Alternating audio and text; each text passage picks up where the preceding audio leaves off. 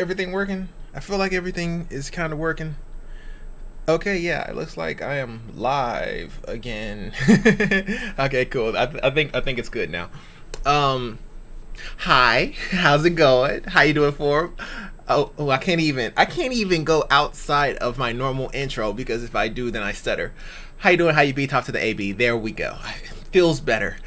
Man, happy Friday to everybody. I hope everybody had a good day at job or at their jobs or not at their jobs because it's Friday. I just actually came back from watching Bullet Train, which is a new movie that just came out, and I'm guessing it's all around the world. Very, very good movie. Like where I would rank it on a scale of 1 to 10, it's like an 8.5. It's a very, very strong movie. And there's characters in the movie that feel like they should have their own spinoff. And if they did, then that movie would probably be even better than the movie that I just watched. So it's one of those kind of situations where you're like, you know what? This would make a really good spinoff. I just want to see these people conversing, I guess is the best way to say that without actually spoiling anything. But very, very good movie. I do recommend it. And I was actually trying to debate on whether or not I was gonna like take everything off, like shave my head and all that kind of stuff. I always wanted to grow my hair out, but my thing has always been after I got to a certain age, my hair started to like turn gray at the top, and I was like, anybody taller than me can just see like all this gray hair, and I was afraid that if I grew it out or try to get like braids or something like that, that it would just be straight gray hair. So I was just like, you know what, I'm just gonna keep it short. It's too late. I've already cut it 8,000 times, so now it's nothing but gray hair left. So I'm not even gonna worry about it. But yeah, I was just trying to make sure I was not hobo-esque. I think it's okay. And also my focus was going out of focus in and out on my previous videos. It's been crazy. It's been absolutely crazy. Chat has been fixed, so I don't know what was going on with it, but I think it's because it's not constantly refreshing. So because of that, it's timing itself out. But I think I got it going. So okay, so much to talk about. I'm just kind of trying to get my bearings back here. So yeah, let's get started here. I've been trying to I like going through the issues. Well, okay, I like going over issues and troubleshooting issues that have kind of like a moral dilemma to it because there's more to talk about. Generally, when it's just kind of like tech, there's not a whole lot to talk about that isn't tech related. But when they have moral dilemmas to them, they become a little bit more to discuss. So you can get your opinions across and things of that nature. So I was trying to find some. I got a couple bangers, but I don't know if they're all bangers. I think some of them are, some of them aren't. In case you guys don't know, or anybody else that's joining, I don't actually read these. I just do these off the top of the dome. So sometimes they may be a little bit off, and they are. I apologize. Like, for example, if I'm telling you a location of where you would go, it may be a little off because I'm just doing it off the dome because I'm not looking at a script or anything like that. But at the same time, doing it off the dome like that is a little bit more natural. So it feels like I am doing my best to help that person, or like I'm not reading from a script, because you kind of want to get away from that just in the technical field as well as just watching and reading videos and trying to troubleshoot and help people. Because when people feel like you're reading from a script, they kind of lose interest in what you're trying to say, because you really can't get your point across if you're just reading it. I mean, that goes down from president to regular people. It's really hard for you to get your point across unless you're doing like a product review or something like that. That's totally different. I'm just talking about just conversing with people and getting them to gain your trust while you're reading and not giving eye contact. I don't want that. So some of these may, if they are off slightly, I do apologize. Just, comment, let me know, or just let me know like, hey, it wasn't here, where else would it be? And I'll let you know. I'll look it up or something like that. Okay. I think whenever I try to speak or I'm trying to get my point across, I want to get my point across without stuttering, and I'm trying to do better at that. And I think that the more videos that I do like this, the better I get at it. So whenever I do make the edits and stuff like that and turn them into YouTube videos or TikTok or Instagram or whatever, or wherever they may be, that it'll be easier for me to edit.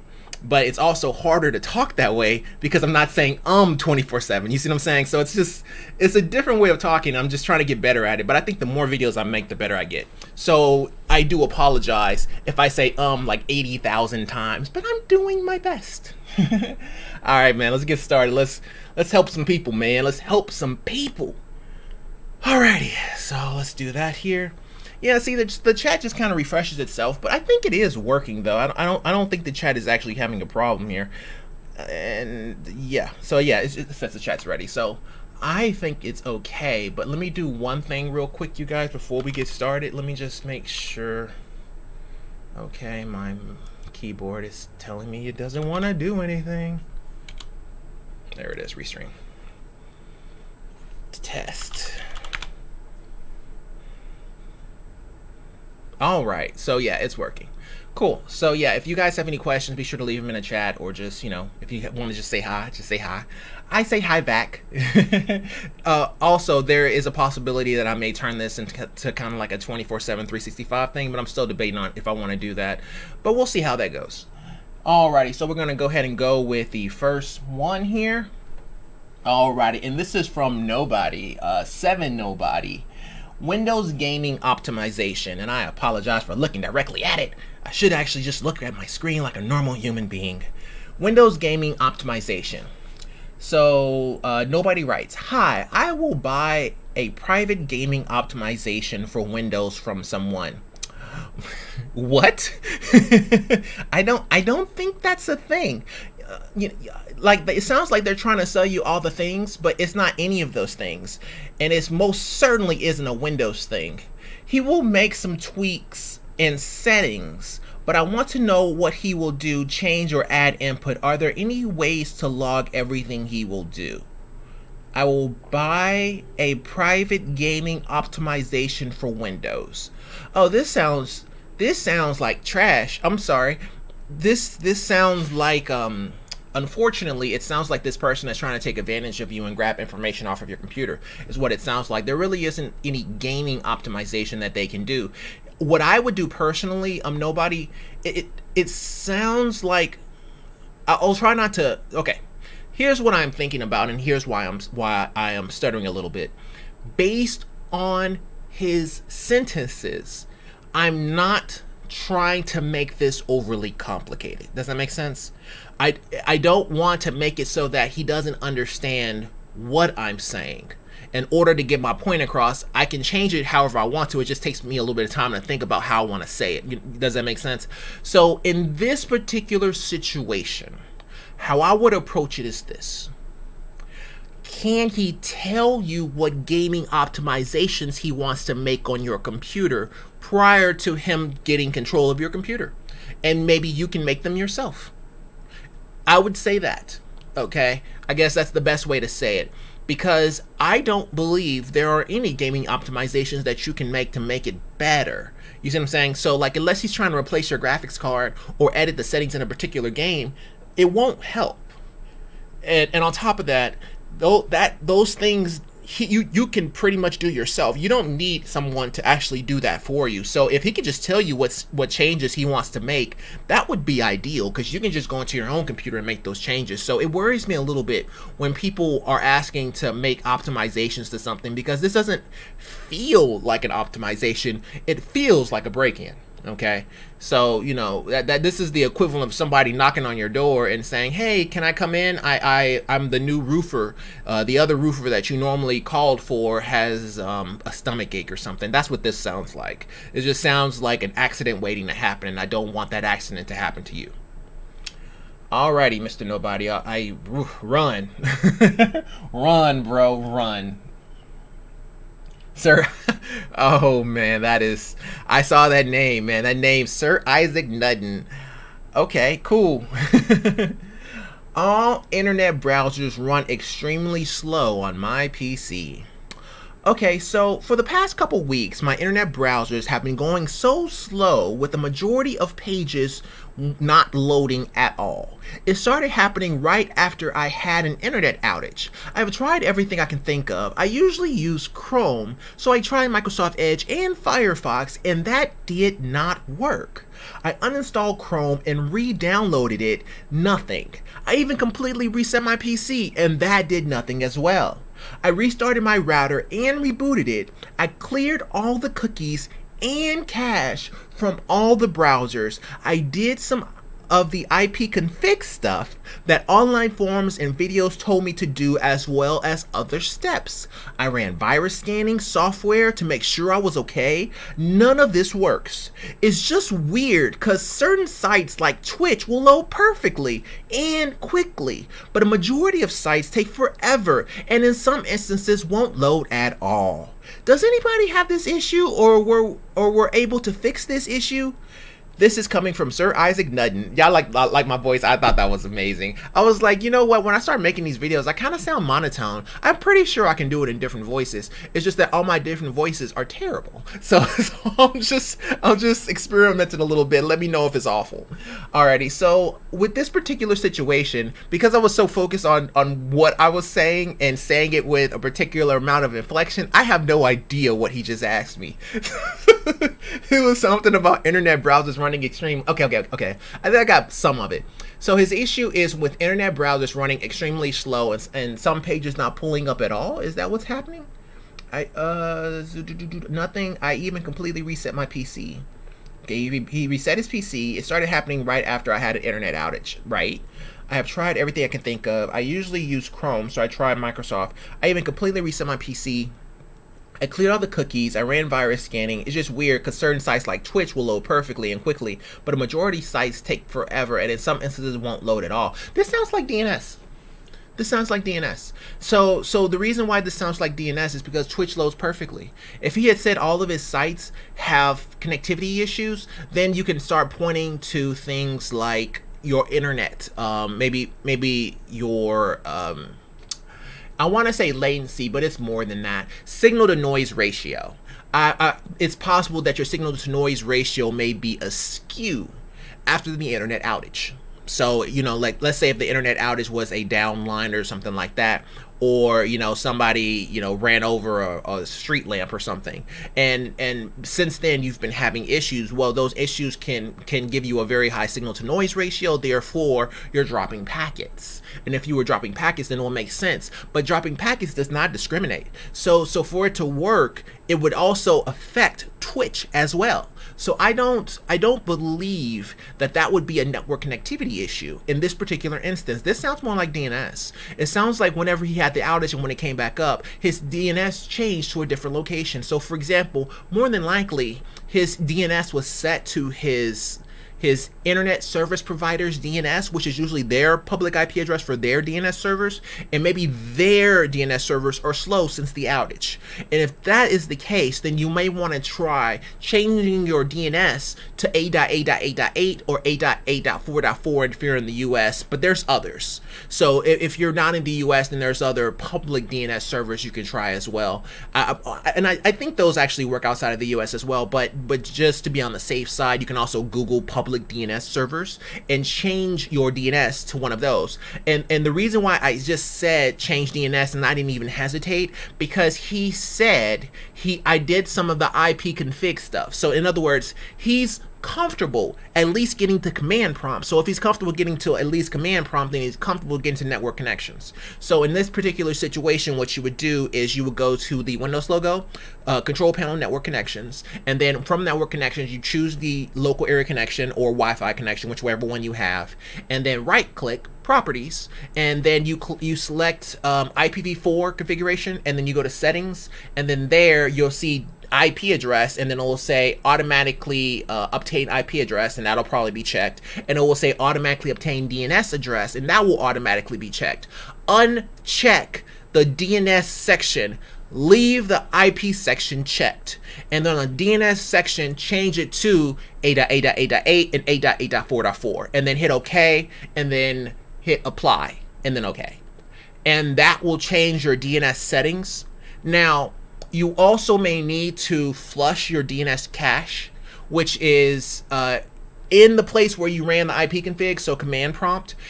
you would just right click on command prompt, run as administrator. When that pops up, you want to go to ipconfig/flush DNS, all one word, and that will flush your DNS cache. And now you will be only with those 2 DNS servers, and see if that fixes your issue. If it does, then all it means is your internet service provider's DNS servers are having issues, which makes sense because of the outage and things of that nature. So it could just be that your internet service providers are slow. I had this happen all the time. My internet service provider DNS usually gets bogged down or has issues, so it actually got to a point where it was actually slowing down my internet speed because everything was pointing to those guys. So I had to manually change it, but at the time, I was using a device that would not allow me to change my DNS settings with DHCP. In other words, I couldn't control the DNS section of the DHCP offer.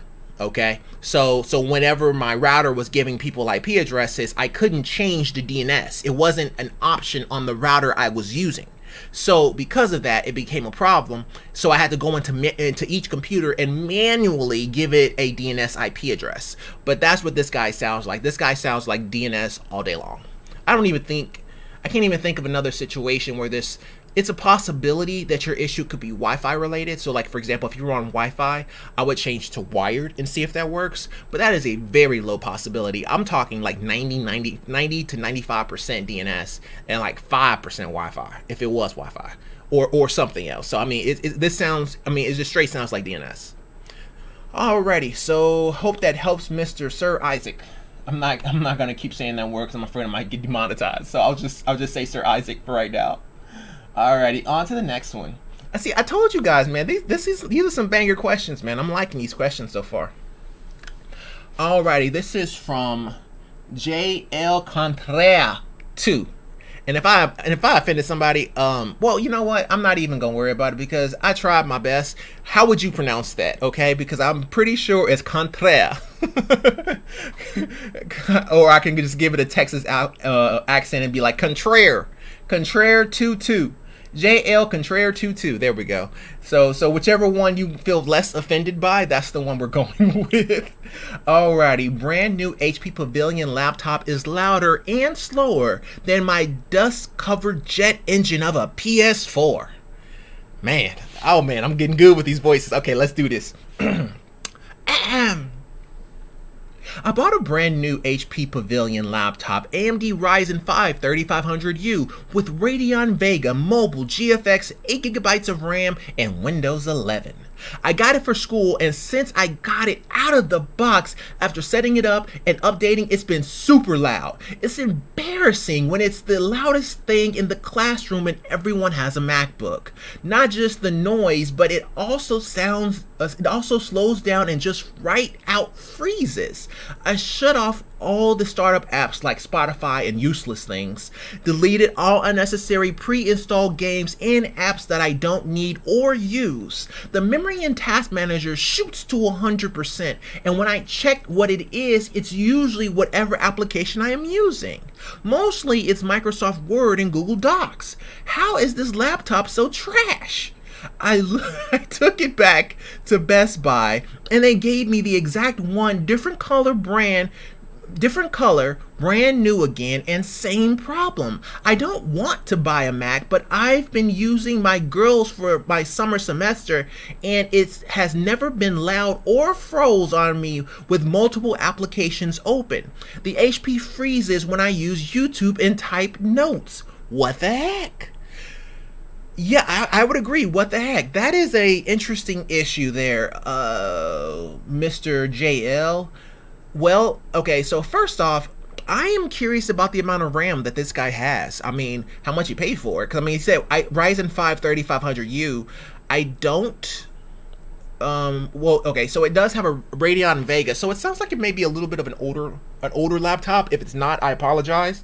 I just don't know the model number of the laptop that he's using because he just says HP Pavilion laptop. So it just sounds like it may be an older laptop, and it sounds like this guy may not have any RAM. And it also sounds like this guy may be overheating. You got a lot of things going on here. So the fact that it's super loud means that it's getting super hot most likely.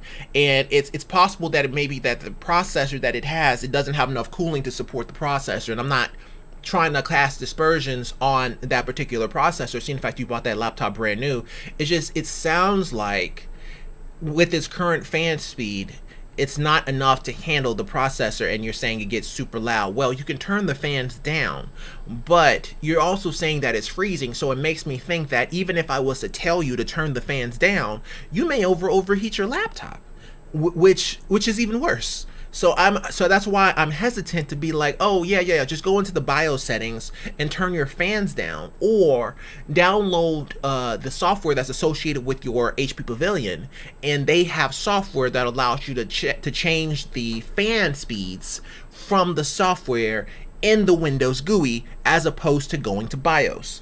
That's what you would normally say, but I worry that if you were to do that, man, this guy would be no bueno.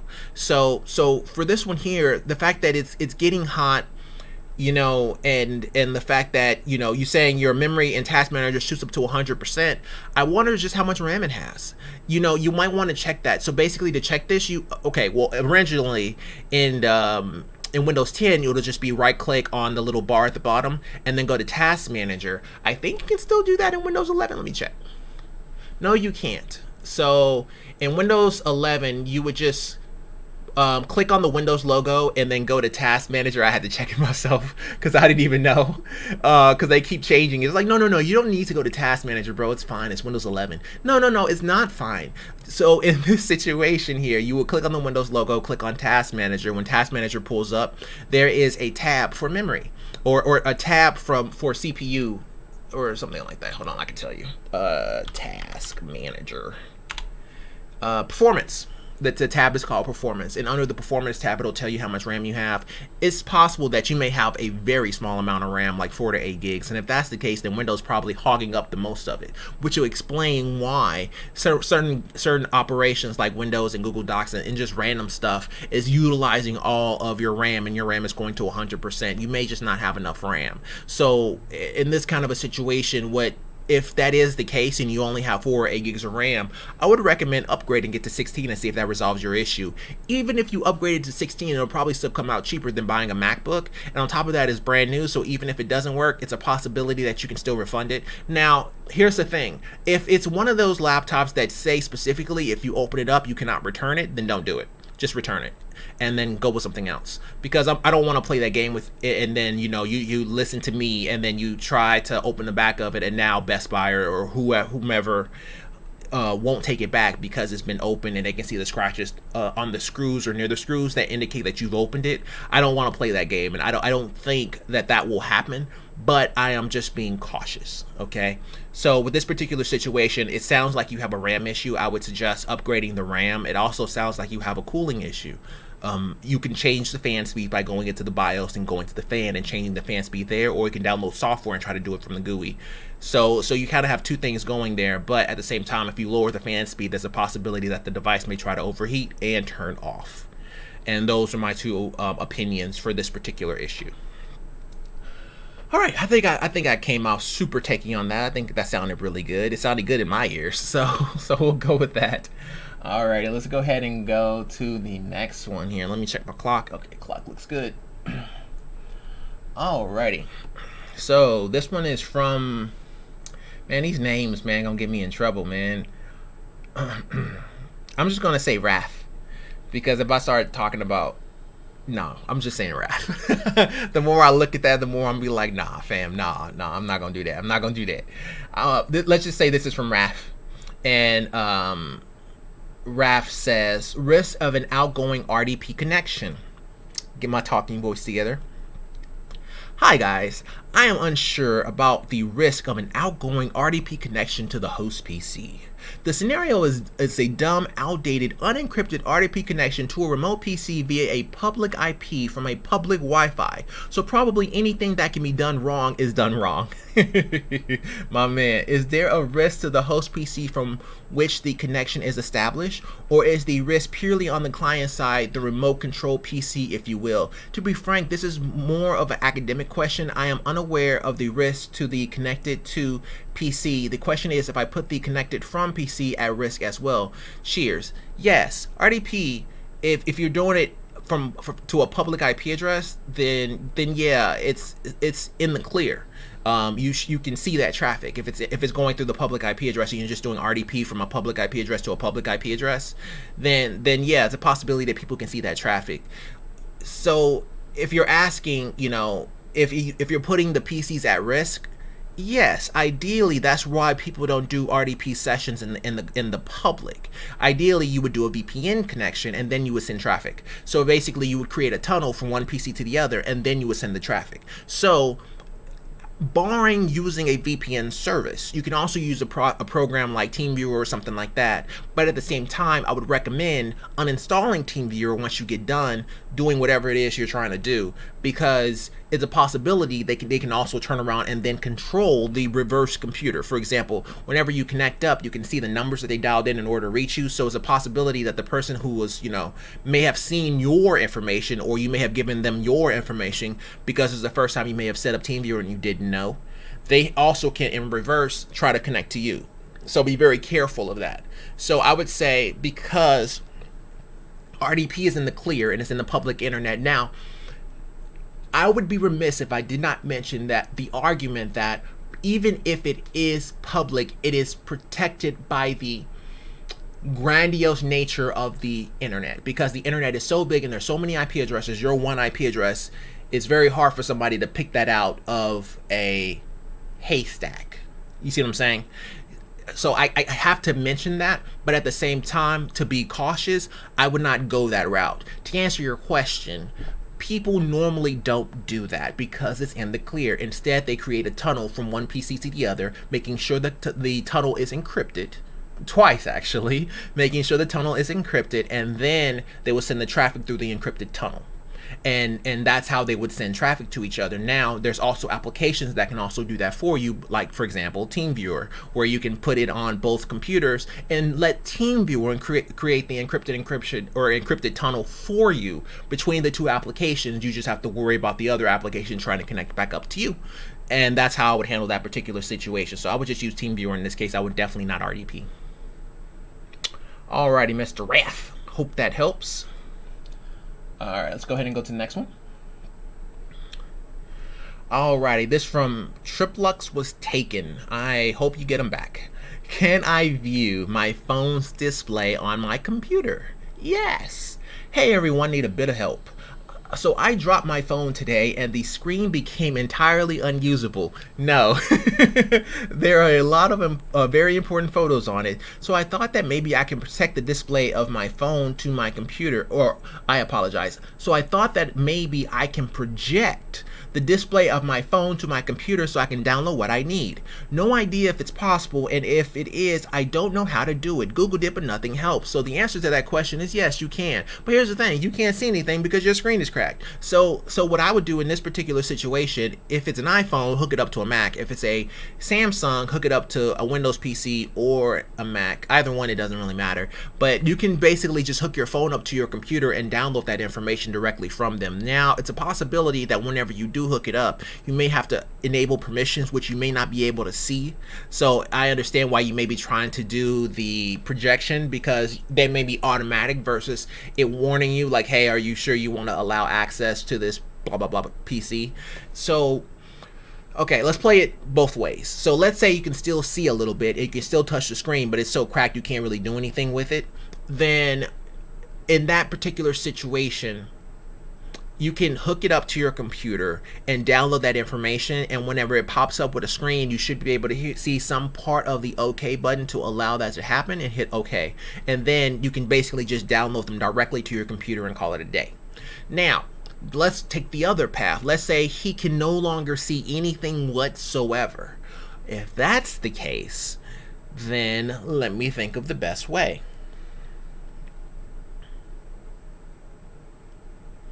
You can't hook it up. Well, you could try to hook it up and see if it will give you that information. So I would at least try. There's nothing wrong with trying. But if you can't, then what I would do personally is I would just take it to like a store, like a Samsung store or something like that, and have them do it for you. That's probably the easiest way, and be like, hey, I have this thumb drive. Well, I wouldn't, they probably wouldn't take your thumb drive, but just, you know, maybe you may have to pay someone to do it for you, because it would be kind of difficult, because if you can't see the screen, it's very hard to project anything, because in order to project the screen, you have to think about what happens, right? So you choose that option from the settings of your phone. You don't choose that option from like your TV or something like that. Now, if they are connected, it's a possibility that you can do it directly from your TV, and like basically it's called like Google Cast. And so you would choose Google Cast to cast it on your TV in order to download or something, like, or cast it on your TV, but that would only really allow you to see it, and that becomes a mute point at that point. Really, you just want the files off, and the best way to get the files off is just plug it into your computer and call it a day. But if you're unable to, then I would just take it to a store. Ideally, they shouldn't charge you for that. It doesn't really seem like a chargeable offense, like it's a crime, but fixing your screen, of course, would be, but not necessarily just trying to download the files. I would just let them know and just tell them what happened, and tell them that you're just trying to get your files off, and they should be able to help you with that. I don't think there would be a problem, you know, and maybe put it on your cloud or something like that, or maybe help you with that. Now, they may try to sell you a phone too, but I mean, you know, it really kind of just depends, because you're gonna probably need a new phone anyway. So yeah, bro, I'm so sorry about that. It's kind of an interesting one, you know, because it really kind of depends on the damage of the screen. But if you can still press buttons, just hook it up to your computer and download it. Alrighty, cool phone issue. Ooh, okay, this one's all over the place. Okay, this one's gonna be serious. Okay, all right, let me get ready. This will look like it's gonna take a little bit of work, so let me prepare. Alrighty, so this is from Hiro Kuretsu. Oh man, I'm not even Hiro Kuretsu. I think that's right, but it's probably not. And I apologize if I butchered your name. We'll just go with Hiro.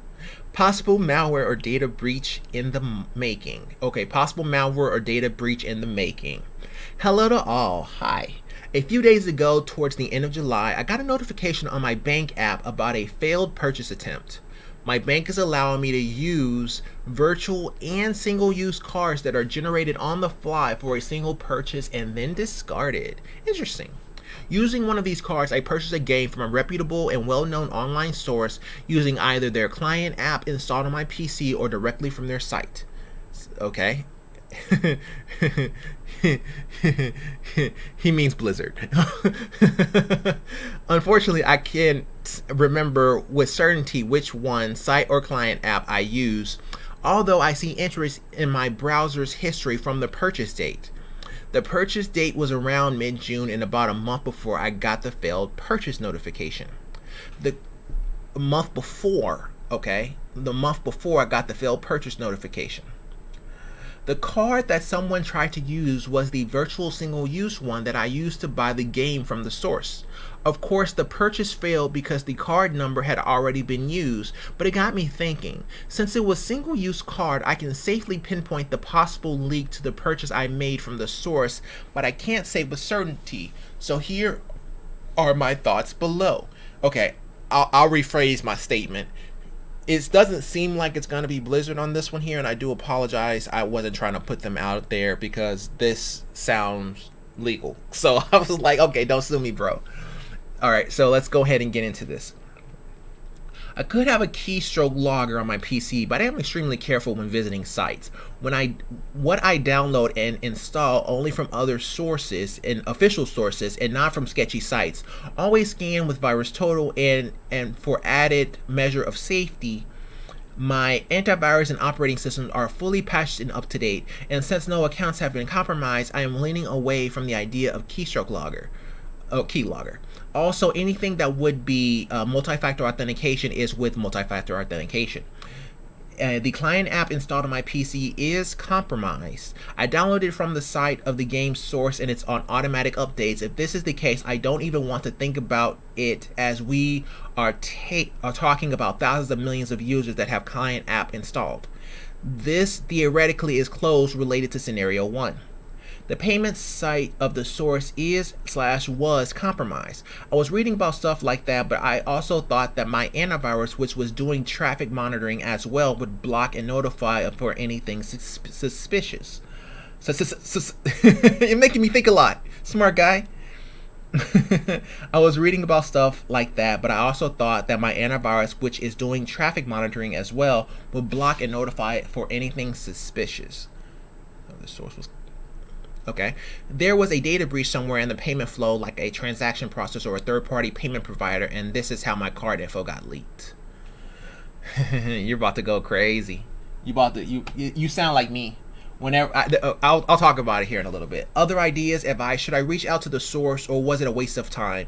In any case, I am going to wipe my PC just to be sure there is nothing on it and change passwords. Anything else, maybe something I could do to have a level of certainty that scenarios 1 to 3 are not valid. Thanks. Here's the thing, okay? It sounds like you're about to pull a me, and I'm it's not necessarily a bad thing. It's just that when you're a techie like this man is, the fact that he put MFA automatically means that he's probably techie, like he knows what multi-factor authentication is. He probably doesn't know, like the details of how it works, but he understands it. So this guy here, this techie, it's almost a slap in the face when you get hacked. Like, okay, I can remember when that happened to me, and I was like, I was almost impressed. You know what I mean? Because it's like, it's not like I have like passwords with names and numbers and stuff like that. All my stuff is randomly generated. Like, it's like 16 character randomly generated. I'm not about to go into passwords or anything like that, but the fact that somebody could do that and was able to get that information makes me wonder, like, okay, well, where did I go? What did I do? I went to this particular site. So you mean that this particular site had the ability to compromise my password? Because that's the only way that can happen, right? So if you try to go to a website and then you put in your payment information, you've basically created an encrypted transaction between the client and the server being the place that's receiving it and the client being you. And because of that, is running on HTTPS, it's secure. So in other words, it's encrypted. So that tunnel is only between you and the server. So if it was a single-use card. So if it was a single-use card, and then where could they have gotten it from? Okay, could there be a breach? Well, if there was a breach, then it would get more than one person, and it would be global. So you're absolutely right with that. But then you start to get into it. It's like, okay, well, if that's the case, then there's not a whole lot more that I can do except warn people. But at the same time, if that was the case, it'll be on the news somewhere. It doesn't make sense, depending on how big. See, the fact they said thousands of millions. Well, the only people that have thousands of millions is going to be your Lost Arks, your Final Fantasies, your Blizzards, and your Steam. So for if it's any of those, okay, you could say Epic Game Store, but we have problems with Epic Game Store. So any of those guys have the possibility of being what he's referring to, but even so, that would be on the news because they're so big. See what I'm saying? So because he said thousands of millions, or if possible millions, then it doesn't really sound like that'd be the issue. Then it's like, okay, well, maybe he really does have a keylogger, which was my issue. I had a keylogger on one of my PCs and it made me wipe them all because I was so afraid, because I was like, how did this person, not only did he hack me, he hacked me twice. And it's like, okay, well, now I'm impressed. Now I want to know who this person is and give him a high five, because if you were able to hack me twice, okay, I'm obviously not stepping up my game. So it had me paranoid for months. I mean months. Every week I changed my password. Every week before maintenance, I would change my password on every account. I had 20 accounts and I would go through every single account and change my password. And each password was the maximum number of characters, and it was randomly generated every single time right before the maintenance. So even if he did try to brute force it, he couldn't. By the time he actually got done with the brute force, the maintenance would have happened. He wouldn't have been able to actually reach the actual website. And by the time it came up, I would have logged right back in, and he wouldn't be able to kick me out. So that's the way I was doing it, and I was just kept doing it and kept doing it. This man had probably moved on and started hacking somebody else, but I was so paranoid. I was literally protecting my accounts for 3 months before I quit the game. That's how paranoid I got, and I don't want him to go that far, because when you start going that far, then all you think about is that freaking game. So in this particular situation here, I would say they tried to use a single use. Don't beat yourself up about it. With this kind of a situation, it's a possibility that it could be something on your computer. and you already are getting ready to take the steps to fix it by wiping your PC, which is exactly what I would do too. Now, of course, I'd wipe my PC and then run scans on my external drives if I had any. So if it wasn't just C and I had like D, E, F, more than likely he has more than just C drive, I would wipe those guys. Well, not necessarily wipe those. I would scan those guys as well and wipe C. Does that make sense? Just to make sure there is no keylogger. Is how I would play this particular situation, because that's the best that you can do from your part. The other stuff you cannot control, and if you try to control it, you'll go nuts. Okay, and that's me talking from an old man trying to talk to, you know, somebody younger that just experienced this issue, and I don't mean younger in life, I mean younger in technical troubleshooting and getting blasted.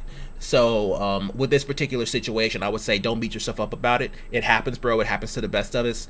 I would just wipe your drives, wipe your C drive, and clean and make sure all of your external drives are cleaned. That's the only thing that you can do on your side, and just move forward. And of course, change your passwords. Alrighty, that's a good one. That was a really good one. Hope that helps, man, because I see you don't have a ton of comments there, so I hope that helps. I'm not sure when I'm gonna get this video out, but I'll try my best. Okay, so make sure to check the chat here. Okay, cool. Let me get ready for the next one. Whew. Woo, woo, woo. It's a lot of hard issues today. Well, I guess it's not hard. It's just a lot to think about, right? Because you want to make sure that you give them the best amount of troubleshooting you possibly can, without sending them down a path that can be dangerous, right? And when I say dangerous, I don't mean dangerous in the physical sense. I mean dangerous in the technical sense, as in, you know, you may lose power or drive or something like that, or you may crash your computer, or you may lose some really important files. I don't want to send people down that path. So because of that, I try to give them multiple options to choose from, you know. Alrighty, this is from Strawberry Milk. Hey, see, that's a good one, and that's a delicious one. I like that. That's a good username, Strawberry Milk. I used to. Oh my God. Obviously, I'm not even. Why I even got to say it? I mean, you can tell by my cheeks. I obviously have tried strawberry milk before. It's delicious. Do data tracking apps like this exist? Alrighty, they start off. Let's go with a she, because it says strawberry milk, so we'll just say she. Hi. A little background information first. My dad is kind of a not so nice person, and my household was pretty strict. I had to have mobile data on at all times so my parents could track me at all times with Life 360. One time, little 15-year-old me forgot to turn her data on, and my parents were not happy about that. I knew it. My dad thought he was being father of the year by telling me he had installed an app on his phone that notifies him when I turn my data off. Honestly, I'm scared of him, and even almost 3 years later, I believe this statement until I realize it doesn't seem realistic. My question is whether these apps actually exist or my dad was trying to scare me. Does anyone know? Thank you. Well, Apple has it. Where I find my phone and stuff like that, that will kind of tell you a general area of where your phone is. So I'm not familiar with Life 360. However, if you see the application installed on your phone, uninstall it. You know. Now, of course, okay. Let me rephrase that statement, because I don't want to just say that and then he's able to find out. So let's say, okay, let's do this here. Let's pretend this exists. Okay, you don't want to say anything that can cause problems.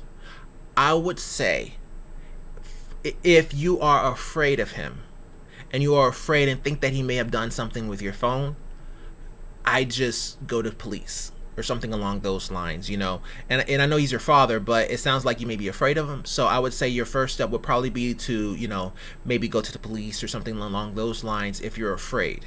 Okay, now you can check your phone to see if that app exists by just going to your settings and then going to applications and see if that app exists. I'm not saying touch it. I'm just saying see if that app exists. If it does, then, you know, however you want to play that really kind of depends on how you want to play this situation. It's very difficult when we're talking about situations involving family members. I don't want to send you down the wrong path.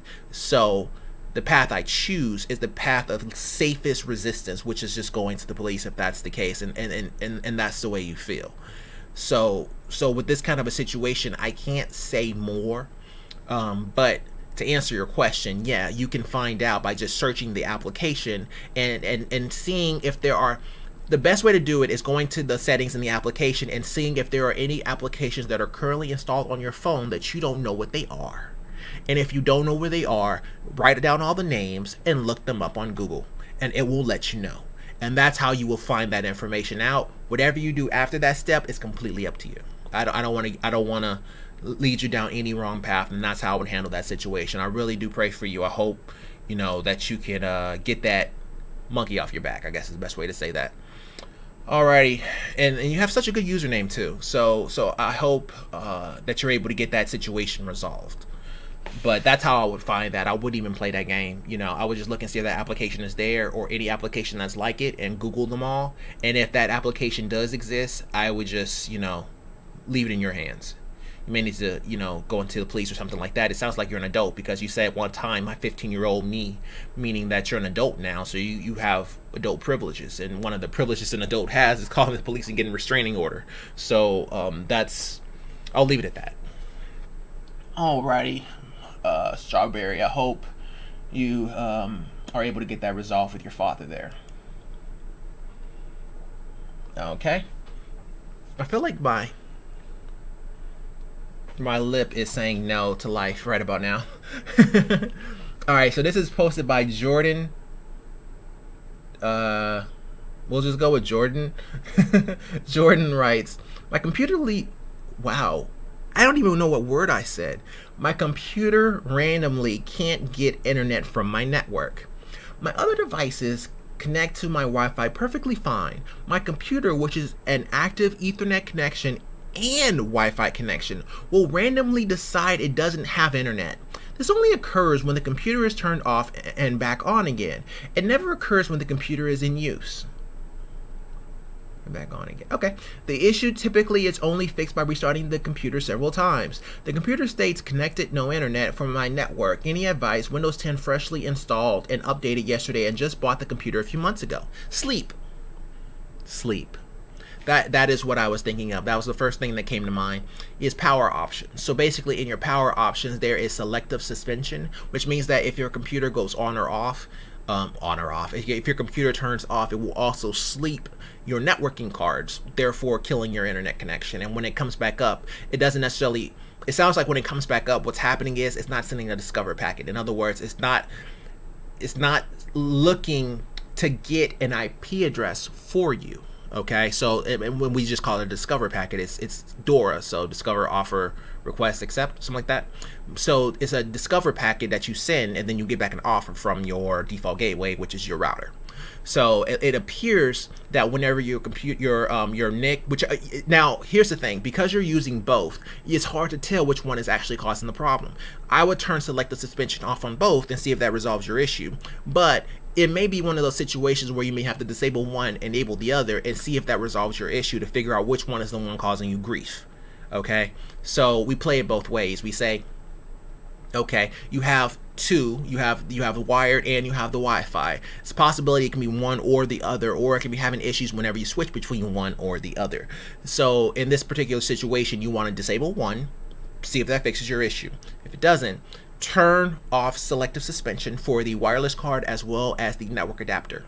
And then once you do that, see if that fixes the issue, which it should, because that's what it kind of sounds like with this particular issue. Then you can choose whether or not you want to go Wi-Fi or wired. Your other devices aren't having this problem, so it sounds like you may just. Now, of course, there is the possibility that you can have a hardware issue. In other words, the wireless card may be taking precedence over the Ethernet adapter 24/7, and because of that, it's the Wi-Fi that's actually having the issue, and the Wi-Fi is actually a hardware device, so you may have to replace the Wi-Fi adapter. The reason why I'm saying it this way, because this person may have a Mac, and if this person has a Mac, then it's a possibility that the wireless priority is higher than the networking card. So at no point in time had it ever used a networking adapter, it's using only Wi-Fi. And if that's the case, then it's a possibility that this person may have an issue with Wi-Fi. I know I just read Windows 10, so ignore everything I just said about Mac, but that still holds true. So if you're watching this and you have a Mac and you're having a issue with your internet and connectivity, and you're trying to debate between if it's Wi-Fi or wired, then take what I just said to the bank, because it's a possibility that your wireless is precedent So you may have to promote your wired over your wireless to see if that resolves your issue. But going back to the Windows side of things, for this particular issue, I would just turn off selective suspension by going to Start. There's two ways to go about it. You can go to Start, you can go to Power Options, like do a search for Power Options, and then right click on, usually it's going to be on Balance, and then you want to edit that, and then towards the bottom it's going to be Selective Suspension. You can turn that off for USB, but that may not actually get the networking card. So ideally, the best way to go about it is to go to Start and then search for Device Manager. It says Windows 10, so you can technically go to Control Panel, System, Hardware, Device Manager. Once you're in Device Manager, you want to look for network adapters, and then down there you'll see your wireless and your wired card. Right click on them and go to Power Savings, and then turn off selective suspension for both. Hit apply, okay. And that's how you would fix that particular issue. Oh, my vision is all blurry because I had to close my eyes to think. So that's how I would handle that particular issue here. It just sounds like selective suspension to me. Alrighty, Jordan, hope that helps. Let me check the clock here. Okay, cool. We got enough for a few more. Let's see if we can find a banger. Alright, so this is the next one. This is from Luli. Luli writes, my PC won't let me factory reset. Okay, that is new. My PC has slowly been deteriorating for quite some time now, so I thought it would be a good idea to do a factory reset. But when I try to reset, it just won't let me. Like, nothing happens at all. When I click reset this PC option in my settings, the page starts to load, but then it just shuts down after a while. I've tried tons of stuff, but nothing seems to let me reset it.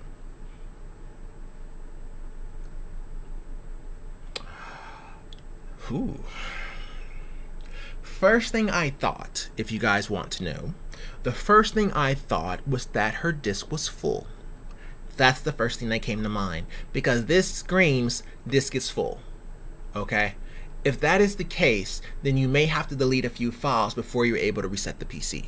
So, because what it's trying to do, whenever you start to do the reset of the PC, it could be that it's trying to create paths or partitions where you can restore information so that it can be restored back whenever you reset it. For example, if you want it to roll back, well, a file needs to be created on the drive that you're getting ready to wipe. Does that make sense? So that you can roll back to a previous setting. Now, I'm not saying that that's what's happening here, but it's a possibility. So in this particular situation here, I would think that it's a possibility that your hard drive may be full.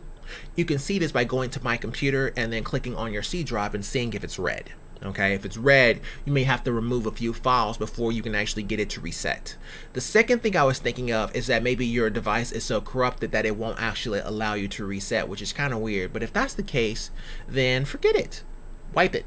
So basically just install Windows, a version of Windows with the bootloader file. Install that onto a thumb drive. You can do that by going to, it appears you did not mention what version you're on, so we'll say Windows. You download a version of Windows, you'll put it into your computer, and basically you would boot from the thumb drive and wipe the drive.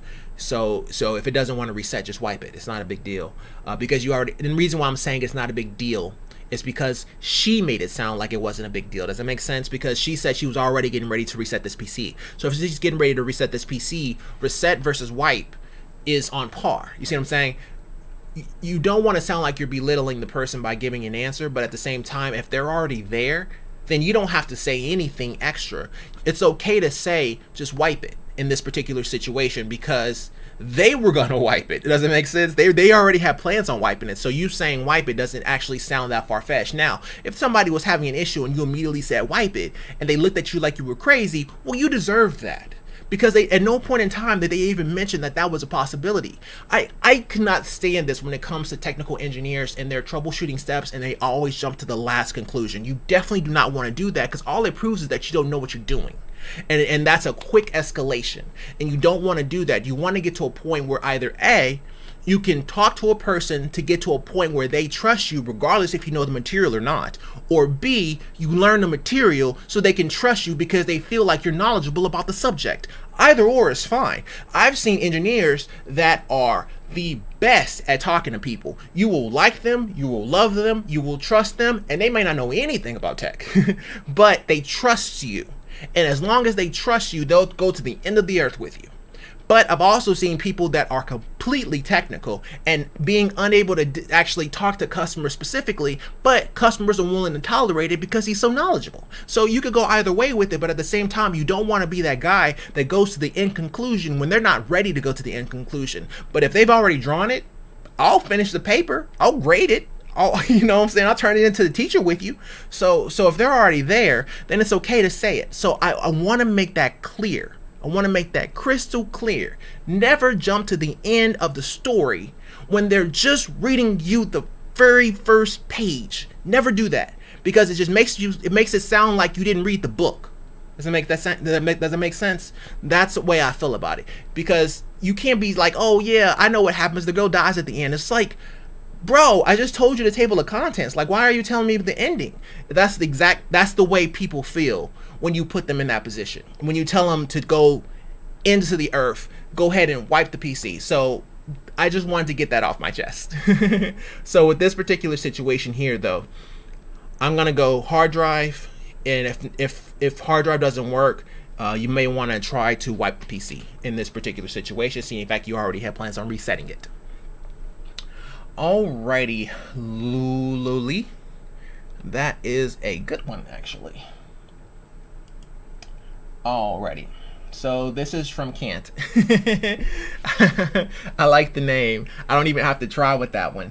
Oh no, okay, I'm gonna go with Kant. I feel like I know what they were trying to say now that I reread it, but I'm still gonna go with Kant. Kant writes, Kant new Wi-Fi. How to extend without an extender box.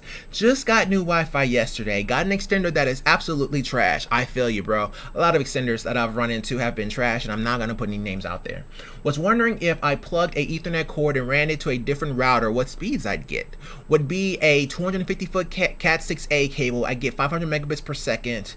Would probably get a router made for gaming.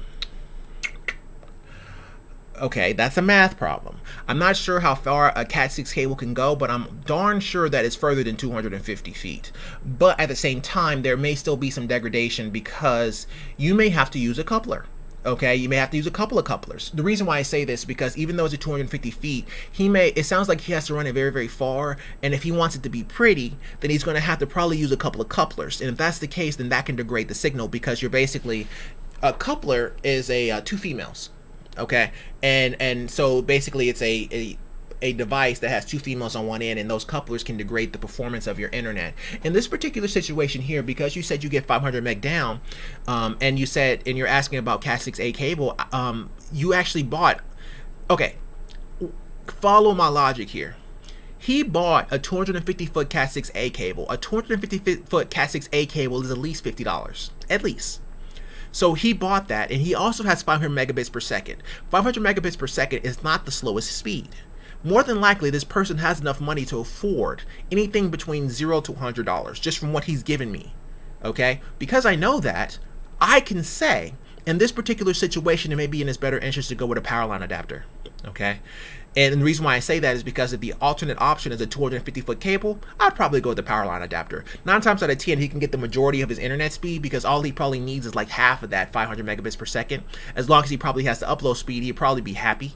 He said he's going to use it for gaming, so 250 to 300 megabits per second down, and whatever he gets on upload should probably be more than enough for him to actually be able to game. Plus, he doesn't have to run a cable throughout his house. So in this particular situation, I would say power line would be his best bet. And the Wi-Fi seems to be weak, so yeah, I go power line, bro. Go power line. Make sure you get the strongest power line you can. A lot of power line adapters can handle up to about 1,000 to 2,000 megabits per second, even though, of course, that's theoretical. I've never seen one actually get that far, but don't have me lying. It's possible that they may have recently. Oh, no, Anthony, you're lying. We now can get 2,000 megabits per second within the home, even though, most Ethernet adapters can only go to 1 gig. Like, I don't want to be that guy, okay? But more than likely, most power line adapters can at least give you 500 megabits per second. I can say that with a fact, okay? Now, whether or not they're going to give you 500 megabits per second specifically, I cannot say that, because even though your theoretical speed is 500 megabits per second, that 9 times out of 10, you're not going to be having that 24/7. You're probably going to be anywhere between 200 to 500, depending on the situation, depending on the amount of traffic. You're sharing this network with multiple people. So are you at the end of the line? If you're at the end of the tap, then it doesn't really matter what I say. Your internet's going to suck no matter what. You see what I'm saying? Because it's just not a strong enough signal, and then you trying to make it go another 250 feet isn't going to help. But in this kind of a situation here, I would 100% recommend a power line adapter. This is what a power line adapter was for. This is why they created it. For situations like this, where you're looking at between a weak Wi-Fi signal and a 250-foot cable. That's why power line came out.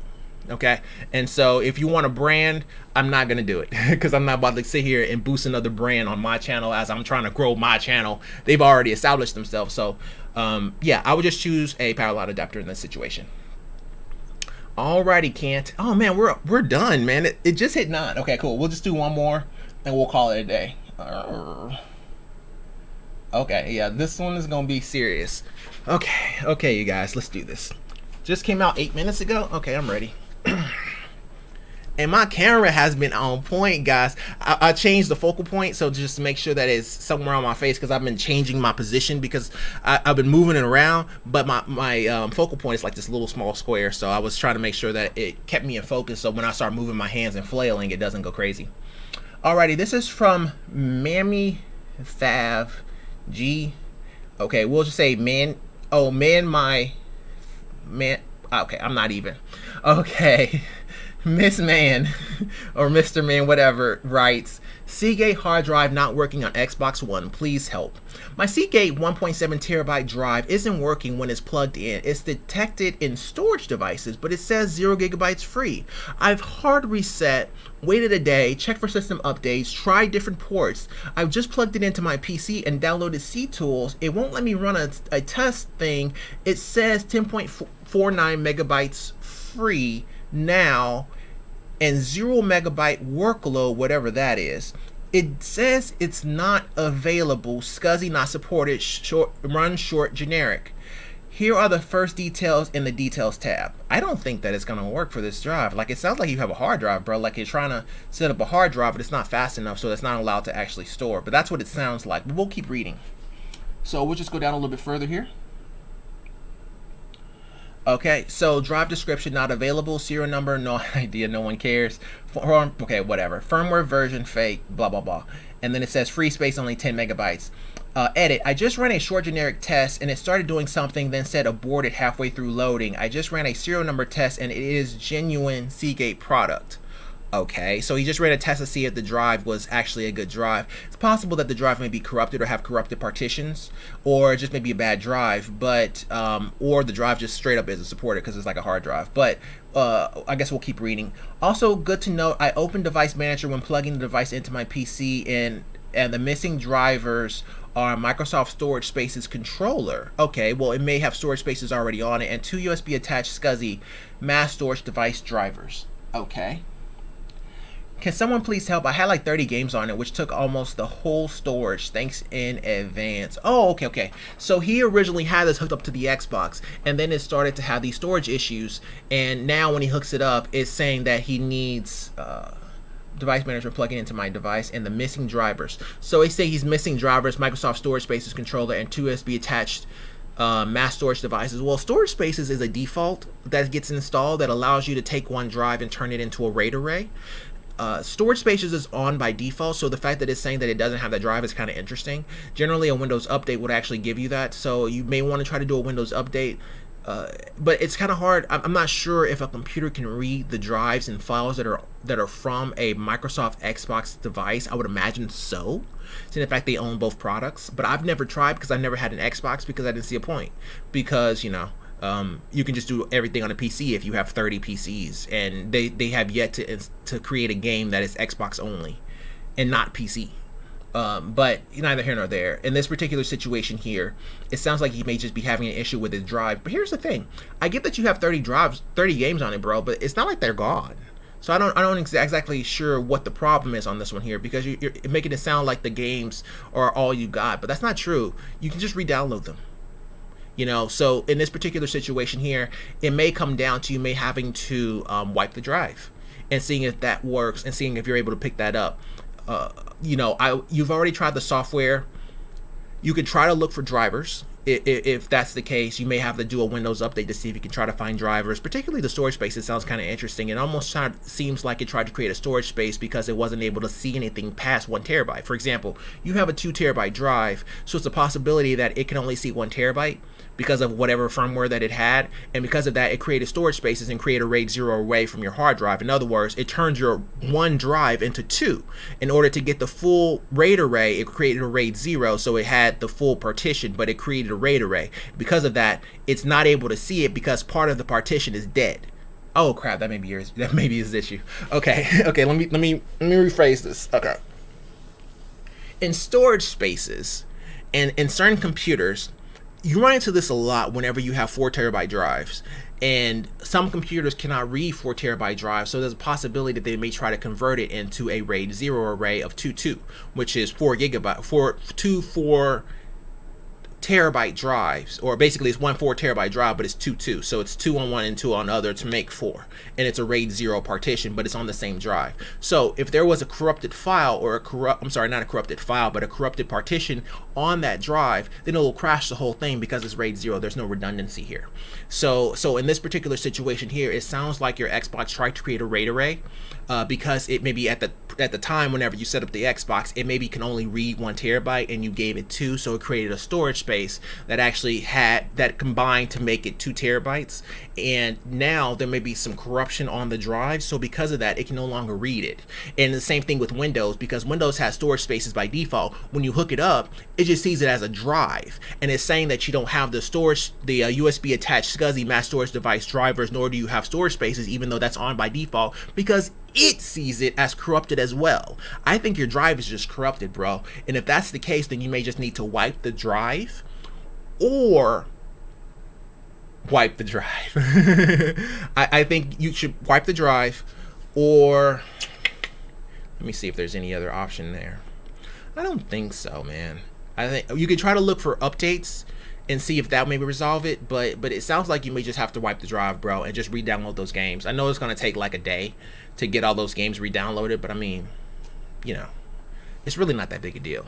You know, now if it also had your save files, then I got you, but it doesn't have your save files. It just has your games. So I would just wipe the drive and re-download it. Now, if you wipe the drive and you still have an issue and it still can't read it, now it basically proves what both your Windows PC and your Xbox was telling you, which was that your drive is corrupted, which is game over. All right, and we're gonna call that the last one there. That last one was good. We kind of went all in on that one. That was fun. Alrighty, you guys, I'll try to start making some more. I need to, what I want to do is I want to not be weeks behind. I'm like, where am I at now? Like 3 weeks behind? Maybe 2 weeks behind. I want to get to a point where I'm at least 1 week behind or a couple days behind. I don't want to be 2 weeks behind in making videos, because that's like 25 videos. So I want to kind of speed things up a little bit, but yeah, I'm trying my best, because I'm trying different things, trying to see what works, what doesn't work. If you guys like, you know, 1080 by 1920, or if you like 4K, or if you like it in widescreen, if you like it on TikTok or Instagram or YouTube or whatever, and you know, just trying to get better with my skill set. But now I have content, so it makes things a little bit easier for me. So we'll see how things go. But as of right now, I thank you guys so much for watching. And if you like this video, go ahead and like button. If you really like it, go ahead and subscribe. I love you either way. Take care, all the best, and bye.